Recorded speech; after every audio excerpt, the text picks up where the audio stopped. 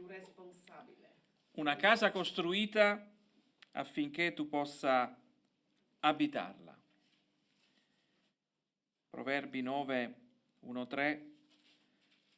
La saggezza ha fabbricato la sua casa, ha lavorato le sue colonne in numero di 7.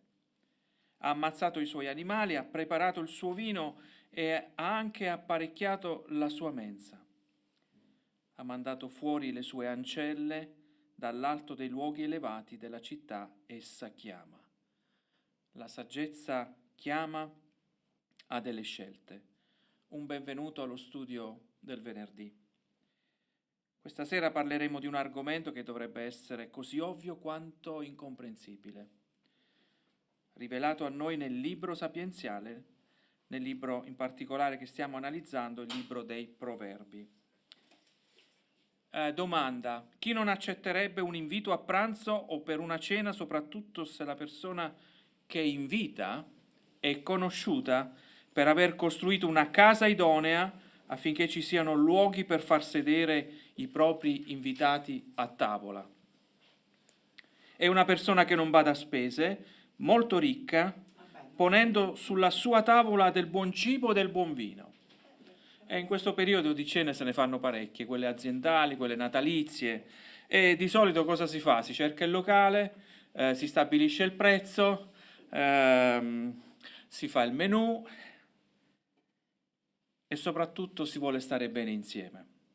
Lo si fa anche per quello, si vuole stare insieme. Il protagonista che ha lanciato l'invito non chiede soldi però. Il suo menù è così ricco di portate che ha abbinato a ciascuna di esse ogni sorta di vino invecchiato. Chi non accetterebbe un invito così?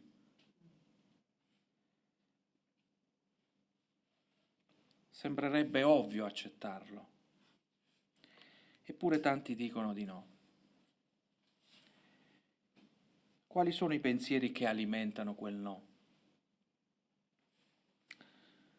Alcuni si chiedono: quale inganno nasconde questo invito? Qual è la contropartita di questo invito? La casa è anche nuova, ha delle colonne, ha proprio l'idea di un luogo di lusso. Non mi fido, troppo scontato. Come mai è tutto gratuito non essendoci esposti neanche i prezzi delle portate? Che colui che invita non accetta regali, non chiede neanche di avere un abito adeguato. Mi chiede solo di entrare e la porta è anche aperta. Forse sono già stato deluso da qualche altro invito, che non è stato così come me lo aspettavo, piuttosto mi ha ferito, umiliato.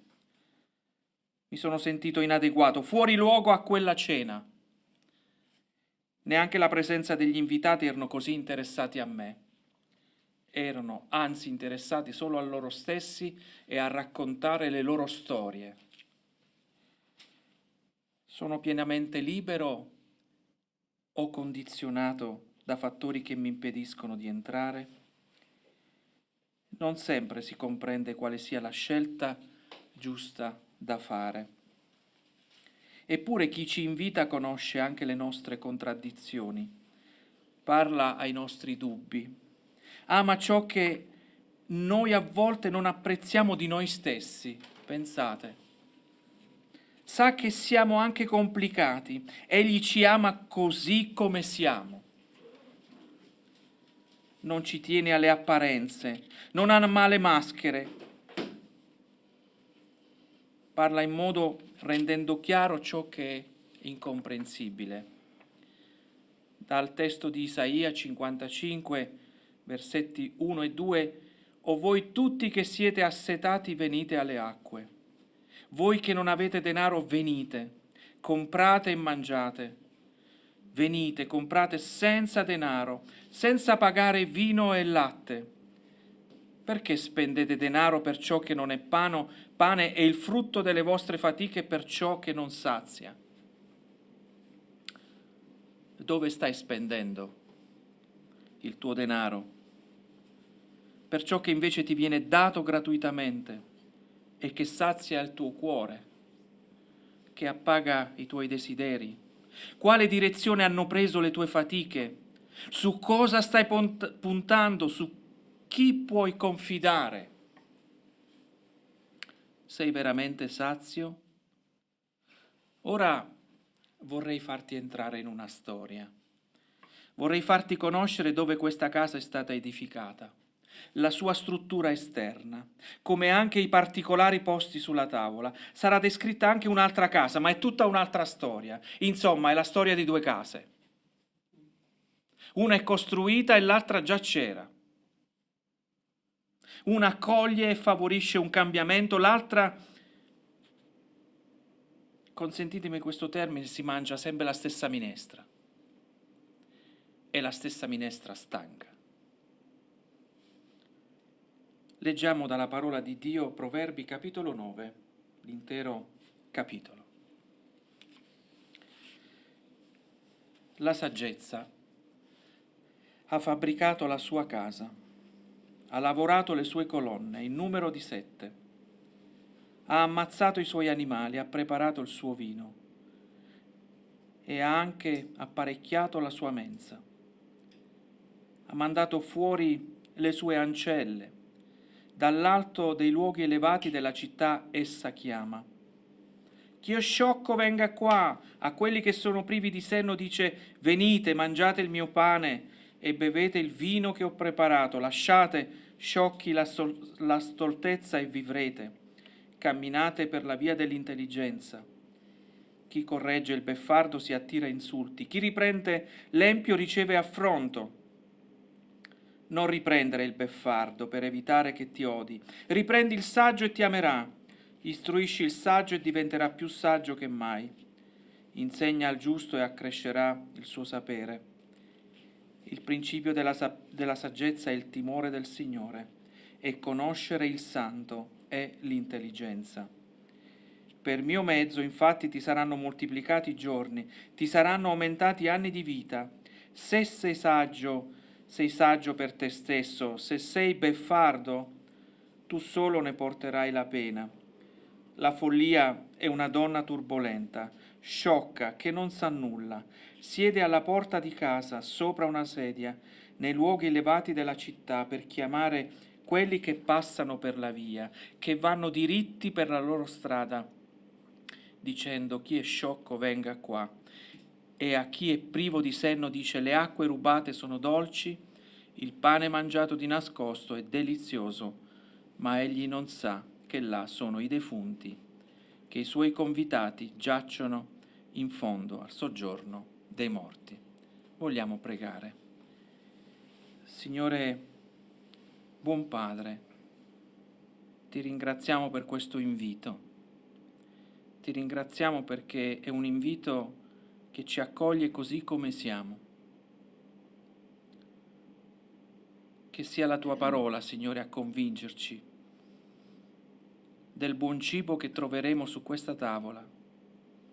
Che sia la tua parola a indicarci il cammino, le scelte, gli atti di responsabilità che dobbiamo compiere nella nostra vita. Chi ci invita ha fatto tante cose e le ha fatte per amore, le ha fatte perché era interessato a ciascuno di noi e ha dato valore a ciascuno di noi. Benedici la tua parola, che essa possa andare laddove tu vuoi e soprattutto che possa raggiungere i nostri cuori. Preghiamo per chi è qui, per chi ci ascolta da lontano. Preghiamo che il tuo Spirito possa convincere, possa indirizzare alla verità e possa spingere le persone al ravvedimento. Soprattutto te lo chiediamo nel nome di Gesù che salva. Amen. Prima di poter raccogliere l'invito, ci troveremo di fronte ad una scelta. Capita a volte di avere due possibilità. Il Salmo 1, per esempio, è il Salmo della scelta. Parla di due vie, ognuna di queste porta a una destinazione diversa, ma cambia anche lo stile di vita. Cambia la vita stessa di chi intraprende uno dei due percorsi. quindi c'è un cambiamento nella realtà, ma ci sono anche promesse per il futuro. Chi è interessato a questo invito? Direi tutti. E nel testo si parla della persona semplice. Versetto 4, chi è sciocco venga qua. Ora, detto nella nostra cultura, chi è sciocco è quasi un insulto, e in realtà non lo è. Non è un insulto alla persona, piuttosto l'invito a persone semplici che sono alla ricerca di rendere stabili le loro vite, che sono alla ricerca di una direzione, che si pongono delle domande ai loro dubbi.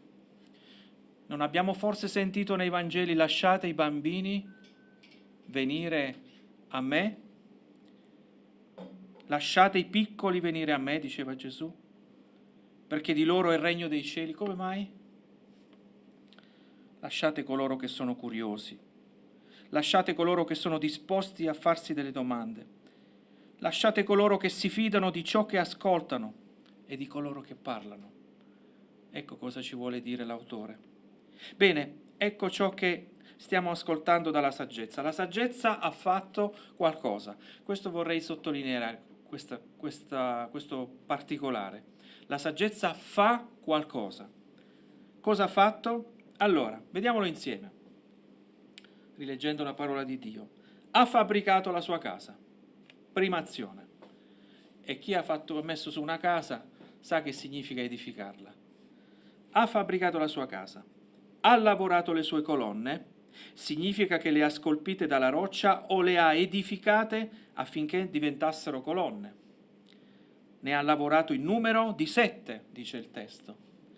È un numero che esprime la completezza, come sono i giorni della settimana.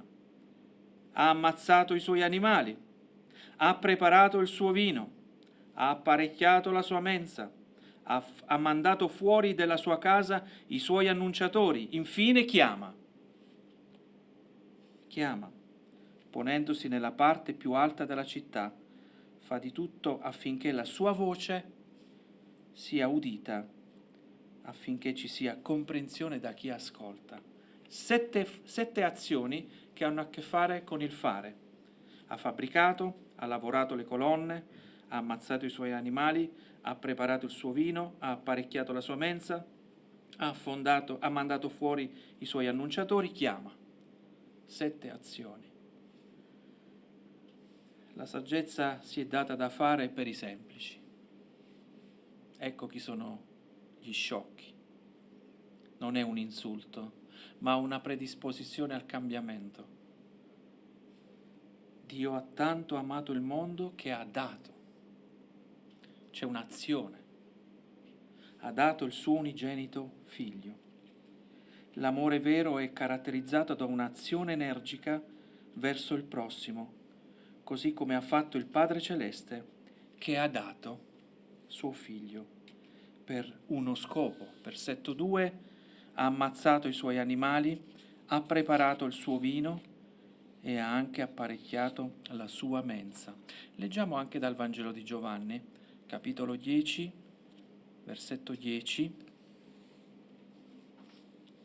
Giovanni 10, 10. Il ladro non viene se non per rubare, ammazzare e distruggere. Io sono venuto perché abbiano la vita e l'abbiano in abbondanza. Sembrerebbe assurdo che una persona come Gesù, vissuto tanti anni fa, abbia qualcosa da offrire ancora oggi, proprio attingendo dalla sua vita, dal suo vissuto, qualcosa di così appagante, nutriente, abbondante, come abbiamo letto, da poter dire che possiamo vivere la vita in termini anche abbondanti, solo se essa è in relazione alla sua. È così arricchente la sua presenza nella nostra vita che la Sapienza la definisce una casa con 7 pilastri. Guardate che ne bastano 4 per tenere su una casa, una stanza. Qui ce ne sono 7. In questa casa ce ne sono 7. Lo sforzo di tornirli affinché diventino utili allo scopo. C'è una ricchezza intrinseca legata al loro valore. Il finanziatore della casa deve essere stato un uomo molto ricco. Chi l'ha finanziata sta casa? Colossesi capitolo 1, versetti 19 e 20, poiché al Padre piacque di far abitare in Lui tutta la pienezza e di riconciliare con sé tutte le cose per mezzo di Lui, avendo fatto la pace mediante il sangue della sua croce. Per mezzo di Lui, quindi di Gesù, dico tanto le cose che sono sulla terra quanto quelle che sono nei cieli. Ecco il finanziatore. Allora, cosa pensi di Gesù? Chi è Gesù? È solo una brava persona oppure uno che è capace di cambiare la tua vita? Al Padre è piaciuto di fare qualcosa, riconciliarti a Lui per mezzo del Figlio. Potresti dire obiettando, basta con gli idealismi religiosi, ne abbiamo abbastanza. Gesù al massimo è solo un uomo del suo tempo, una brava persona, tutto qui? Beh, basterebbe pensare che tutto quello che vediamo, tocchiamo, la creazione è stata fatta, questo è un termine di azione, prevede un movimento, un ritmo, tutto è stato realizzato per mezzo di Gesù. Se Lui conosce ogni spazio di questo universo, perché non potrebbe sperimentare e conoscere lo spazio del tuo cuore? Solo allora potrà trasformare la tua vita come una vita appagante. Lui infatti, versetto 2, ha ammazzato i suoi animali, ha preparato il suo vino e ha anche apparecchiato la sua mensa. Tante volte Gesù si è seduto a tavola con le persone e non solo con i suoi discepoli, non si è scelto le persone, esse apparteneva ad ogni ceto sociale. Il testo aggiunge un particolare, ha preparato il suo vino. Guardate che il vino non si prepara, si serve. Prepararlo nella cultura di quel tempo storico significava aggiungere delle spezie invece che annacquarlo. Si aggiungevano spezie, miele, erbe aromatiche per renderlo più dolce e quindi al palato migliore, un po' come la sangria in Spagna.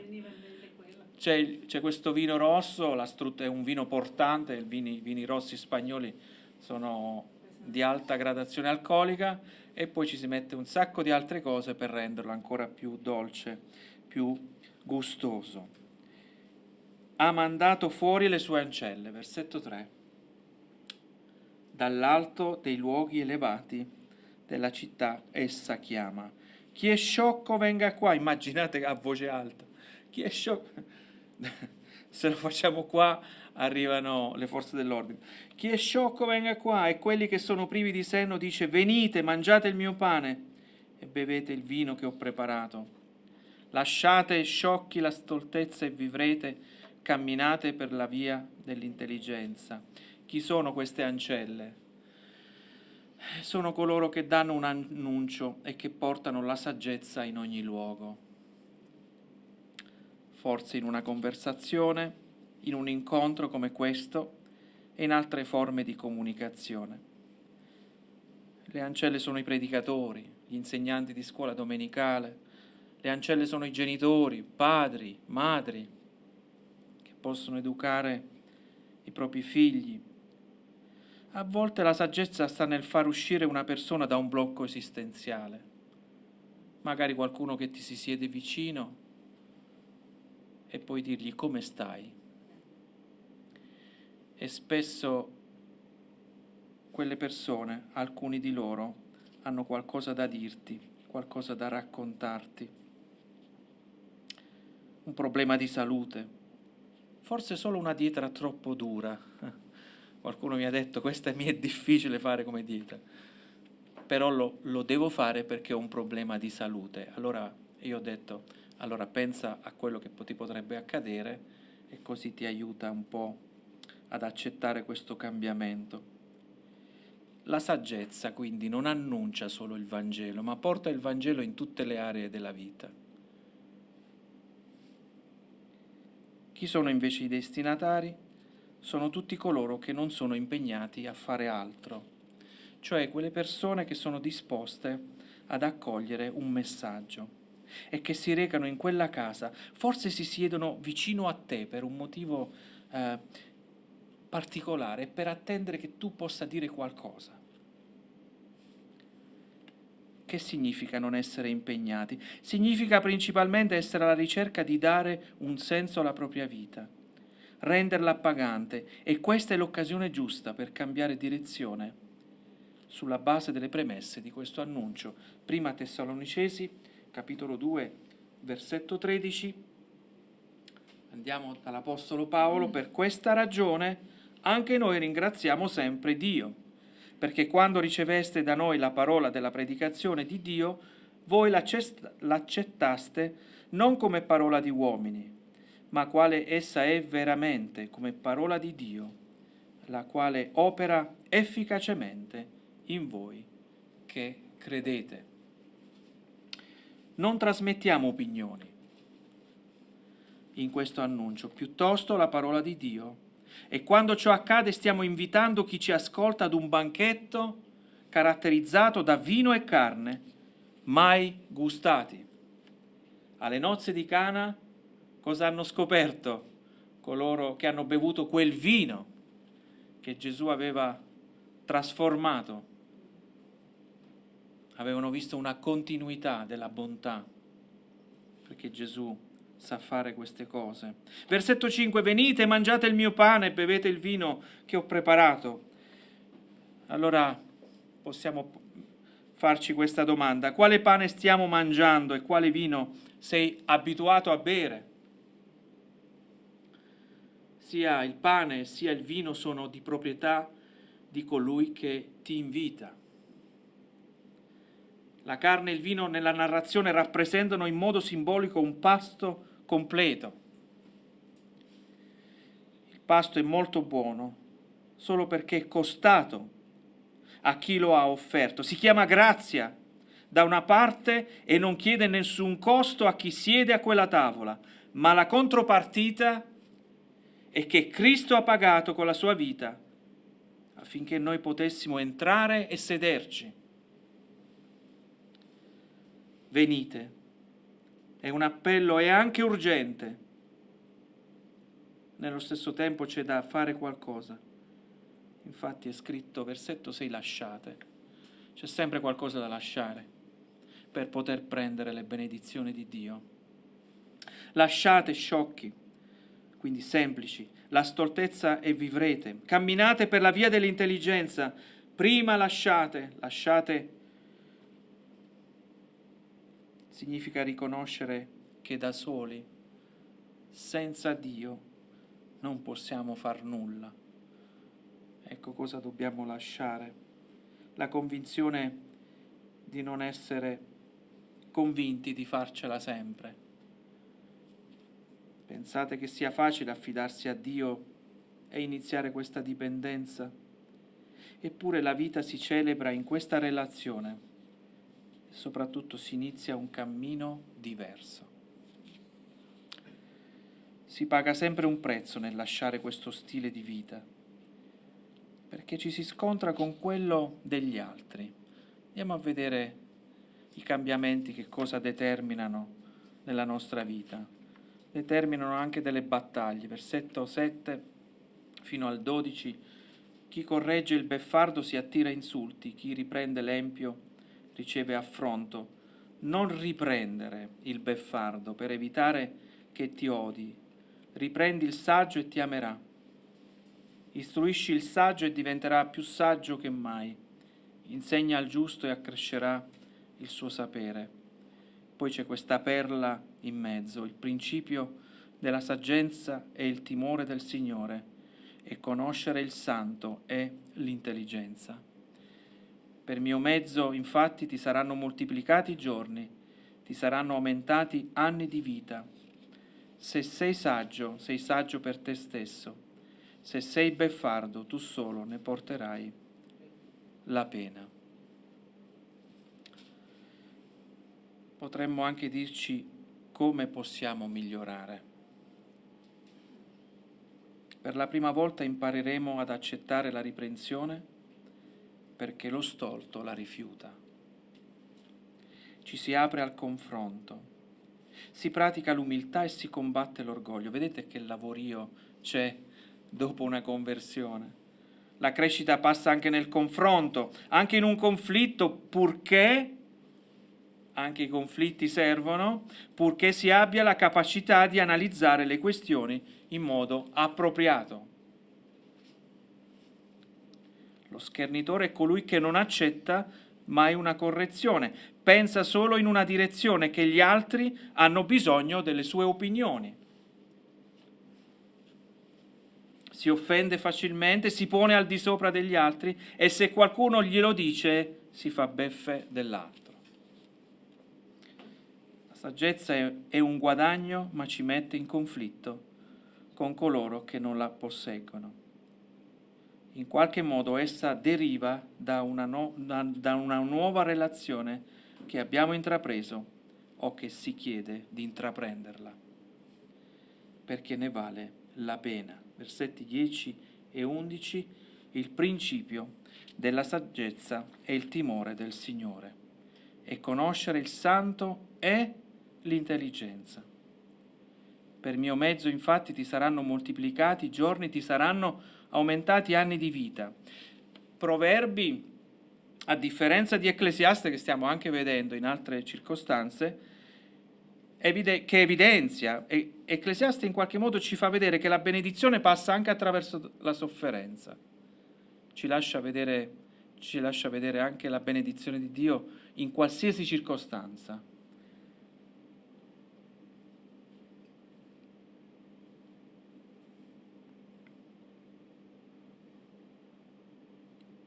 Ma Proverbi ci fa vedere qualcos'altro.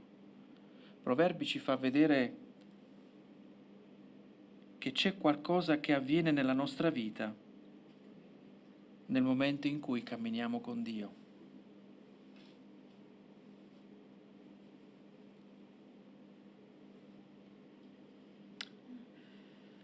In un qualche modo Proverbi ci indirizza ad una responsabilità personale, individuale. Ciascuno porta le conseguenze delle proprie scelte. Versetto 12, se sei saggio per te stesso. Se sei beffardo, tu solo ne porterai la pena. Per quanto importante sia la vita nella Chiesa, far parte di una comunità, appartenere ad una famiglia, qui non possiamo nasconderci. Piuttosto riceviamo un'indicazione personale. In un certo senso vivere nella Chiesa non ci cambierà, a meno che non ci sediamo a quella tavola, aprendo il cuore e la mente al significato di quell'invito. Si riceve Cristo personalmente, impegnandoci a cercarlo personalmente. È Lui che dobbiamo cercare per cambiare, è Lui che ci lascia conoscere la saggezza. E nel momento in cui questa saggezza diventa nostra, personale, nessuno ce la potrà più togliere. Qualunque cosa accade o qualunque circostanza siamo a vivere.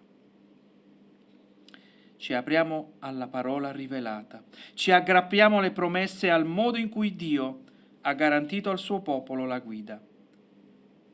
Questo è anche il tuo momento, la tua occasione. Ecco cosa sta gridando dalla parte più alta della città la saggezza. Sta parlando proprio a te. Versetti 5 e 6. Venite, mangiate il mio pane e bevete il vino che ho preparato. Lasciate sciocchi la stoltezza e vivrete. Camminate per la via dell'intelligenza.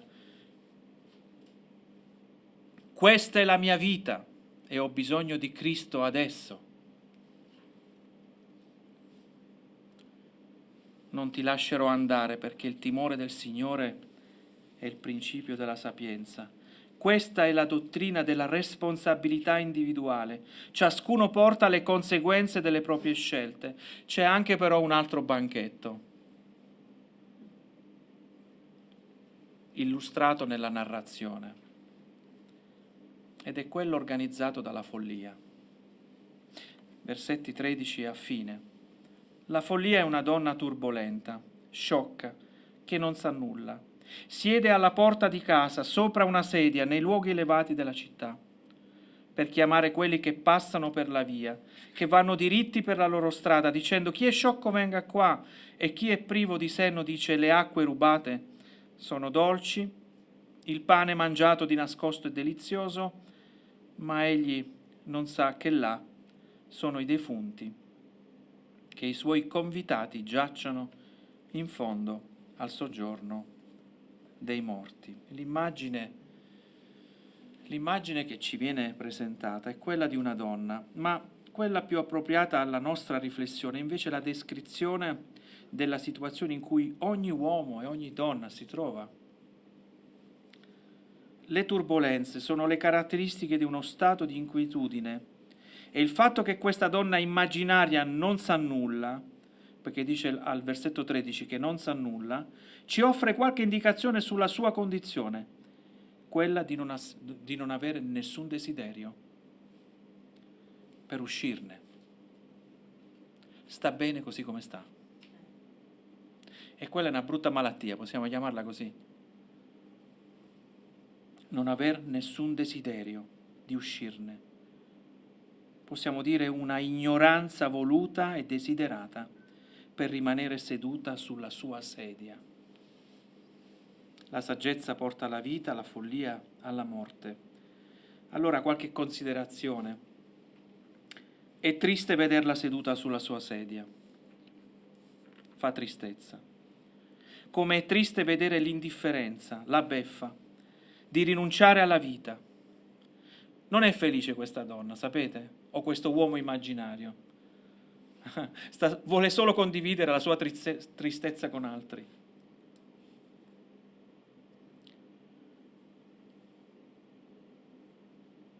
Ma dentro una casa costruita appositamente è tutta un'altra storia.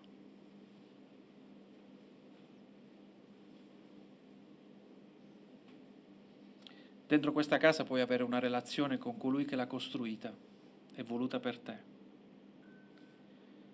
mentre la sua casa già c'era e lei è sempre rimasta fuori dalla sua casa. È triste che cerca altri che facciano le sue proprie scelte, come se mal comune mezzo gaudio. Avete mai sentito questo proverbio popolare? Cioè nel male, se più di noi è nello stesso male, è una mezza festa. Ma non è così. È triste che non sono solo in questa scelta.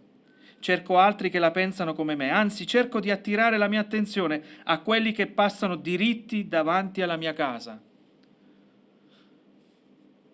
È triste pensare che questa donna immaginaria che possiamo chiamare indifferenza, priva di ogni forma di volontà, di iniziativa, non abbia fatto nulla, perché amare è fare qualcosa.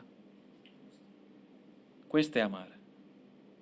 L'amare ci spinge sempre a fare qualcosa. E lei non sta facendo proprio niente perché è seduta su quella sedia. Non ha costruito case, non ha tornito colonne in numero di 7, non ha apparecchiato nessuna tavola, non ha ammazzato nessun animale di sua proprietà, non ha preparato nessun vino, non ha inviato nessun messaggero, insomma, non ha fatto nulla. È solo seduta fuori dalla sua casa per fare in modo che altri siano interessati al suo stile di vita indifferente. Questa si chiama seduzione. E non è solo quella sessuale, spesso si va sempre su quella, ma anche quella delle idee. E guardate che è molto più efficace la seduzione delle idee. Soprattutto generare indifferenza negli altri. Questa donna che possiamo chiamare follia o indifferenza colpisce coloro che vanno dritti per la loro strada. Significa che anche coloro che passano davanti alla sua casa devono fare molta attenzione a non mollare lo sguardo nella direzione del loro cammino. La saggezza porta alla vita, la follia spinge alla morte, inganna, offre solo acqua dolce, ma è un'acqua rubata, non è sua. Chi è semplice si presenti qui. Lo stesso appello che c'era nella casa costruita c'è anche qui. Chi è semplice si presenti qui. La prima offre carne e vino, offerti e preparati per coloro che accettano il suo invito. La follia offre pane e acqua. Si vive lo stesso con pane e acqua, ma in una maniera diversa. La differenza è che promette ciò che non ha. E questa è la seduzione. Non ho quello che ti sto ingannando, ti vorrei dare, non ce l'ho. Prima Timoteo capitolo 1, certa è questa affermazione, degna di essere pienamente accettata, che Cristo Gesù è venuto nel mondo per salvare i peccatori, dei quali io sono il primo.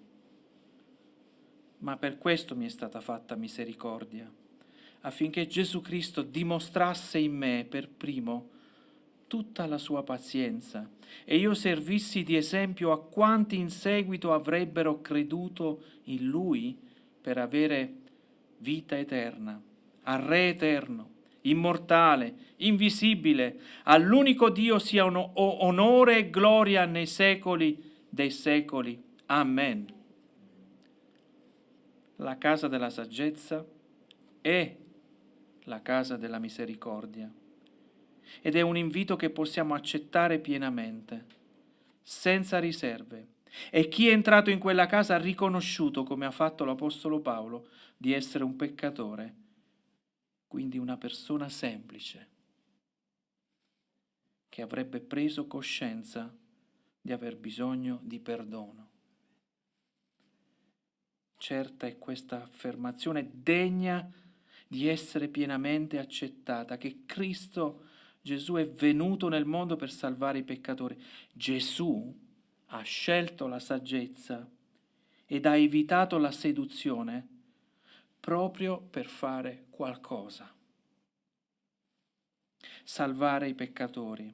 È morto per quello scopo di una morte che non meritava, una morte sacrificale, proprio per far fronte alla nostra follia o indifferenza. Essa chiama.